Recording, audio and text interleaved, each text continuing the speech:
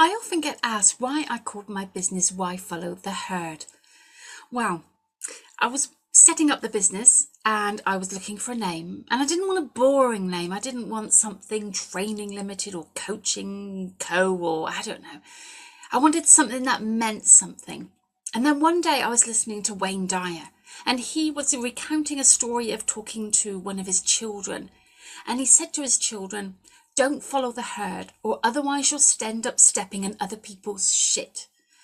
And that just really resonated with me. And I thought, do you know what? That is what I have done. In a huge proportion of my life, I have followed the herd. I have done the expectations. I've done the obligations. And I know so many other people have too. Maybe you have. And what does that leave us? It leaves us living a life that isn't true to us. Now, if you go to the book by Bronnie Ware, the Top Regrets of the Dying, the first regret is about not living a life true to you and living one that meets other people's expectations and obligations. And I've done that too. I've spent years studying for the wrong career because I thought that was a good move, not because in my heart it was something I really wanted to do. So what happens is we become stuck. We become stuck, and stuck is not a good place to be. So how do we unstick? How do we get flowing again? How do we get the courage? How can we be vulnerable enough to say, actually, I'm on the wrong road and I am now going to change direction? And I know how hard that is because I've done that. And I also know how other people might view me because I've been told I'm nuts, I'm silly, I'm ridiculous. Why am I doing that for?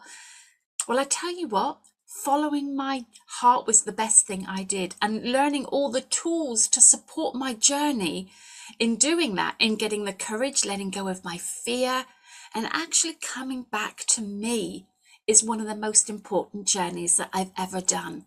And do you know what? I share that with people now. I teach them the tools that I learned. I teach them the way to look at their own perceptions and see whether they really and truly are theirs. I help them to think about what has led them to being stuck and to enable and free themselves up to creating a new vision. And I use lots of tools like imagery to bypass the logical mind and to come back into the subconscious, because there is a place within you that knows.